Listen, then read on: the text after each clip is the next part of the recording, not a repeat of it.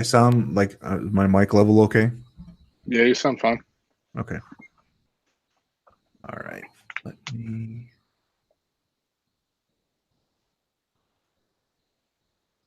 Hi, and welcome to the Android Guys in Brief podcast, the twice a week podcast that goes over the things you need to know in the Android and mobile space. This is typically a 15-minute tech show, and we've done a pretty good job of keeping it under the 15-minute window, but occasionally we do go over.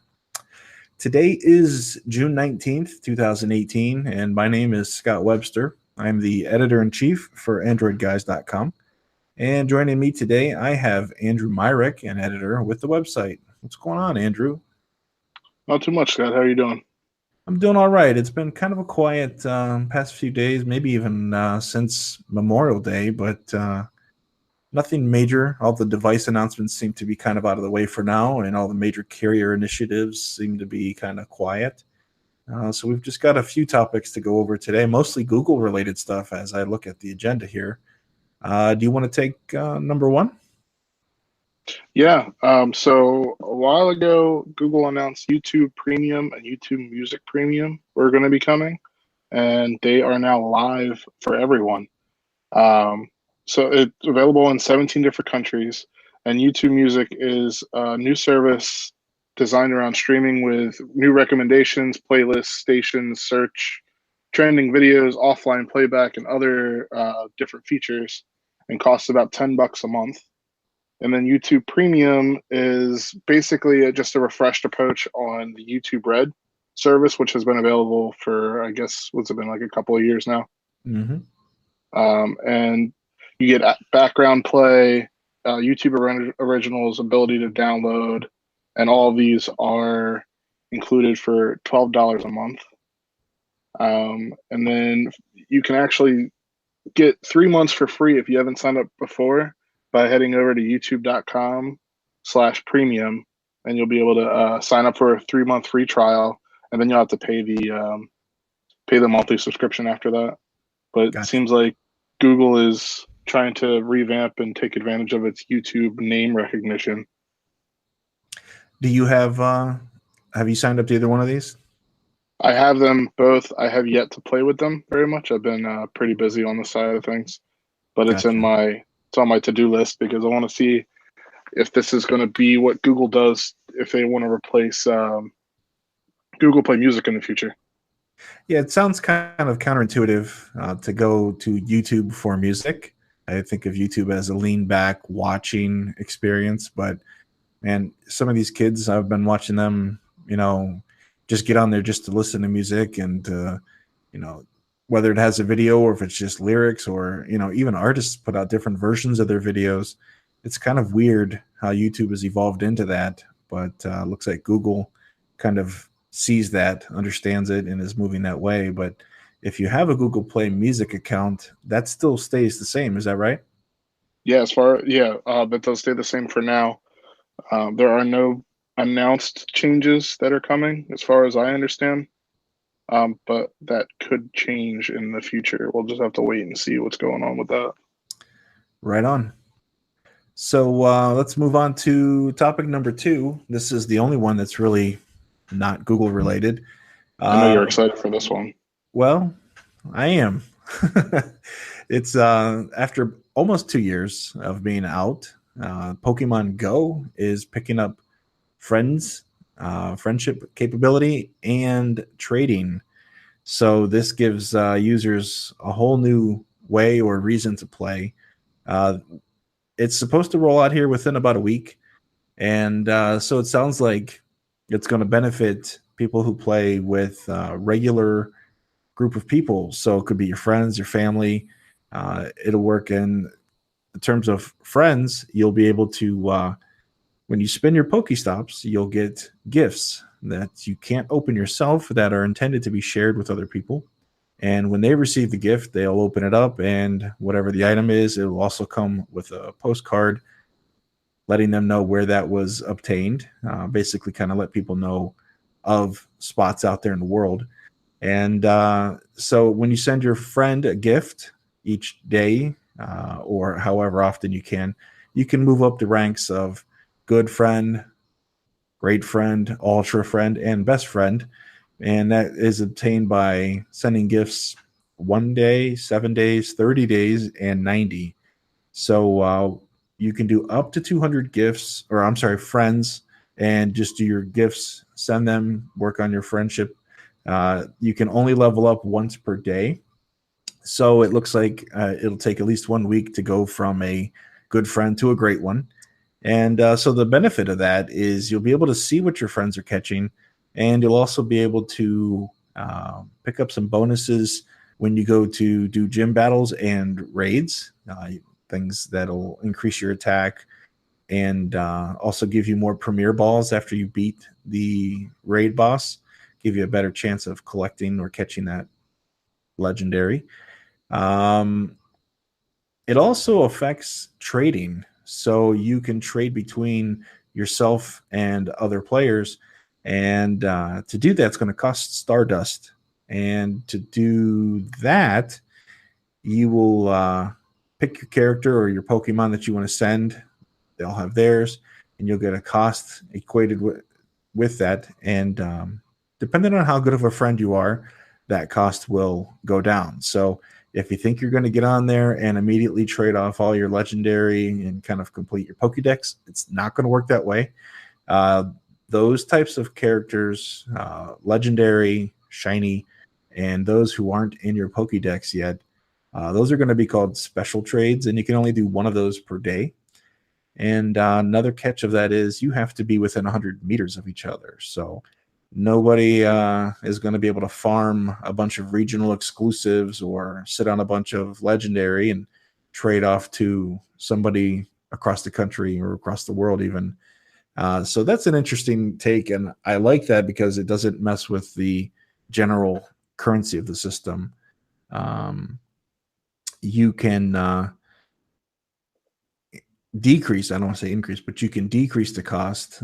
Just for example, a legendary is going to run you 1 million Stardust if you just happen to run into a guy at the park and want to trade right on the spot. It's 1 million Stardust, and that is a lot. Yeah, it seems like a steep amount there. It is, and that keeps you from for me, I haven't traded in any legendary for candy, and I've just kind of been sitting on them because I didn't know what to expect.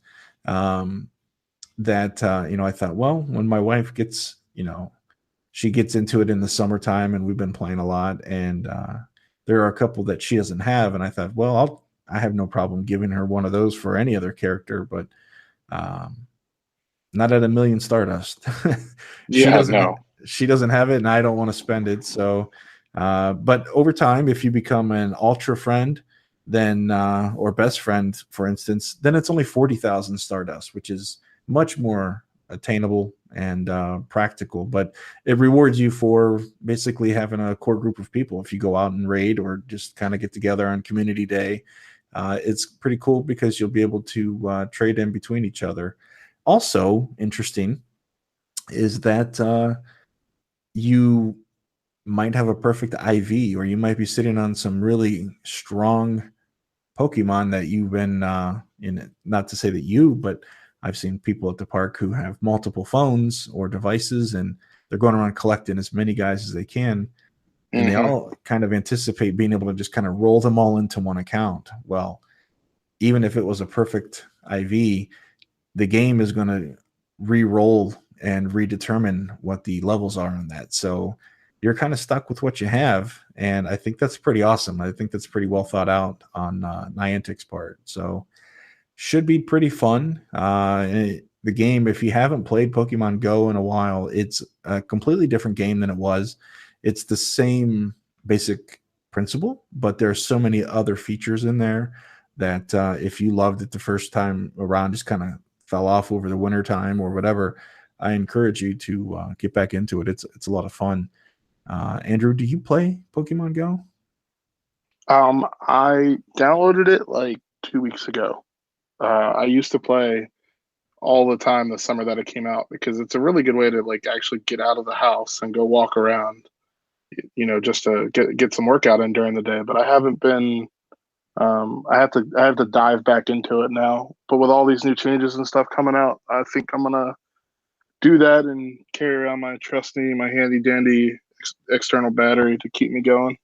Yeah, this past weekend they had a community day, which is a monthly 3-hour window of really increased rewards or incentives and a chance to like the spawn rate of a particular Pokemon is really, really high, and you get a chance to get shiny guys. And so there's a park that I go to throughout the week, and depending on a normal day, I might see a couple dozen people throughout the entire area. I got there Saturday, and right about the time it was starting, there were probably 400 to 500 people walking around. Oh, wow. And yeah, it was really cool. And you see a lot of the same people from before, but you get a lot of people out there that are, you can tell, are bringing their kids out for the first time, and people asking questions of each other. And it's a really fun game. The mechanics are awesome because you can all play at your own pace with your own reasons and your own little like research tasks and things. So it's quite a cool game, and it's makes sense to me when you look at, you know, trending apps in the Play Store as to why it's, you know, consistently number one. You don't have to pay to play. You can always earn by doing different things, but it's a pretty fun game. And I was never a Pokemon guy. I was, you know, I grew up. I was just on the outside of that generation. But this is fun for me. I love this time of year. No matter how hot it is, I'm out there and just kind of enjoying it. So yeah, look for that later here, presumably within the week of the announcement. So the middle of June, if you're listening after that, it might be out by the time you hear this. So that was lengthy discussion. Let's move on to topic three. Andrew, Google has some new features for its Datally or Datally. I don't know how you want to pronounce that. I call it Datally, but Yeah, just because it is tallying the amount of data that you use. it's like a data So ally at the same time, right? yeah, that's true. I don't know the proper way that we can say that. But so last year, Google announced and introduced a new app called Datally, and it's designed to help you use less data on your either on mobile, like on your mobile network, or when you're using Wi-Fi.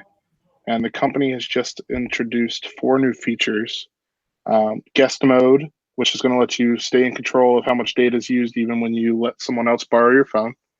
Daily limit is going to allow you to decide how much data you can use every day.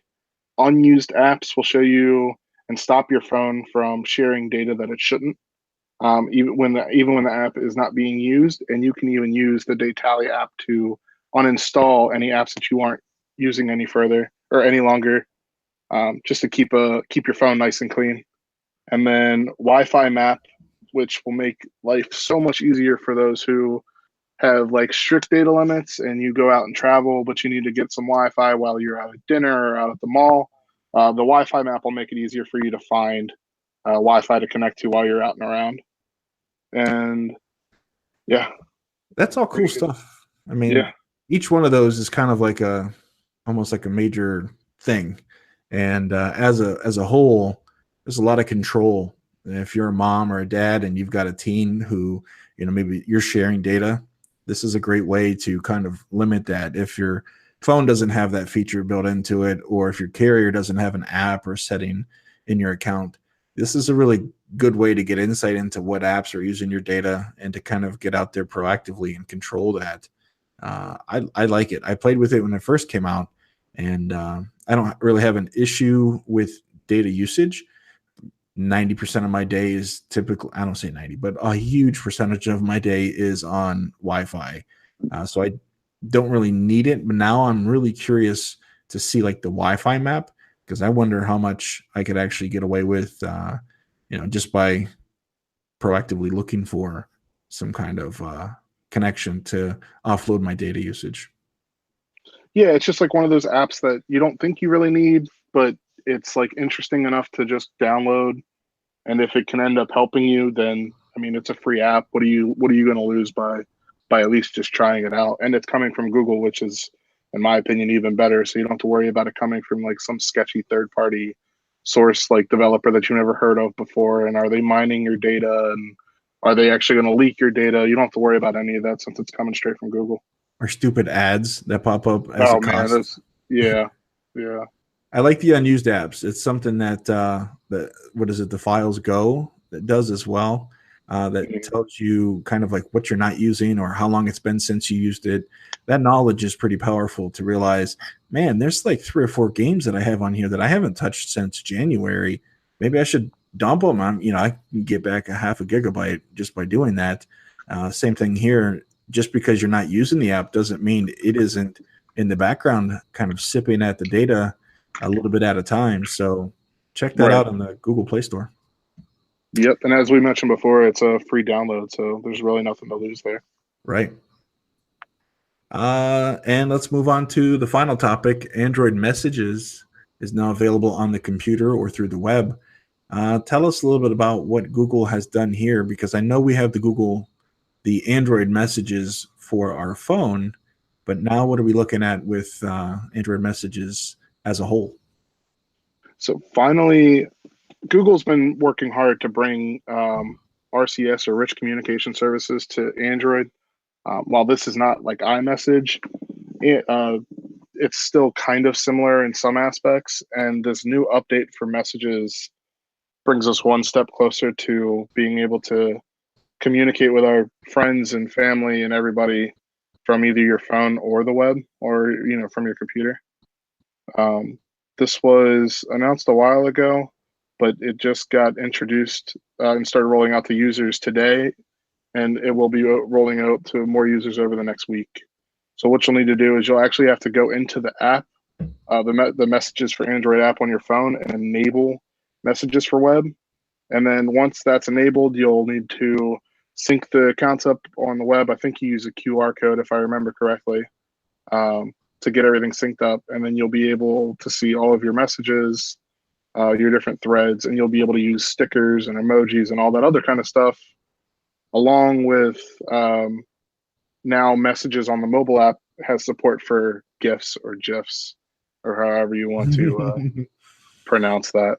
I mean, this has been a long time coming, and it's so awesome to see it finally here. Right. Yeah, this is I love that type of messaging and having way more than just text. And uh, it's nice to have, people give Google a hard time for having so many different versions of things and not really committing to one thing too much, and I think it takes a kind of a, fail big or fail in multiple areas to figure out what's the right area. But this is kind Mm-hmm. of the thing that they've been working towards for quite a while. I use Google Voice, which is a completely different animal altogether. I hate messaging through Google Voice. I don't get any of the cool stuff that you get with like Hangouts or Android Messages. But if there's just some kind of, really neat stuff, messaging from the web and just being able to do stickers and stuff, that's kind of where I want to go. I might have to switch and get used to messages and use my phone number. People don't realize that I have a different cell phone number. I've used the same one for 10, 12 years, but it's just been forwarding through Google Voice. And that's something I'd like to see Google kind of clean up a little bit. But messages is pretty awesome. I've watched my wife uses it, and I've seen other people who use it. And just with these new features, I think it's just going to be even better for them and for her to be able to do from a laptop or something. Just keep, you put the phone down and you can keep that charging somewhere else or just in your pocket. Yeah, yeah, no, I definitely agree. Awesome. So I think that's going to do it for today. This was the Android Guys in Brief podcast recorded on June 12th. If you want to hear more of our podcasts, you can find us pretty much anywhere you go to find those, including the new Google Podcast app. I think that hit the Play Store yesterday or today. So if you look for that, you can find us. And we're also available Google Play Music, iTunes, all the other places. Feel free to listen, subscribe, leave a comment anywhere. And, you can find these on our website as well under the podcast category. If you have any feedback, we'd love to hear it. Shoot us an email at podcast@AndroidGuys.com. If there's something that we goofed up, we don't know what we're talking about, and correction, anything, let us know. This is the middle of June, so we are running some contests. We are giving away a couple of Huawei smartwatches on the website. There's a few reviews for those. These are really cool, and there are plenty of ways to enter to get them. So go to AndroidGuys.com/giveaways, and you can find those. Occasionally, we'll do some other podcasts between the two. These in briefs are twice a week, Tuesdays and Thursdays. But if something big happens, you'll find us doing what's called a hot take, which is kind of a standalone episode that can be anywhere from 5 to 15, 20 minutes on one topic alone. There are a handful of those already available in the library. Other than that, I think that's going to do it for Andrew and myself. Thanks for listening, and you guys have a great day. Take it easy.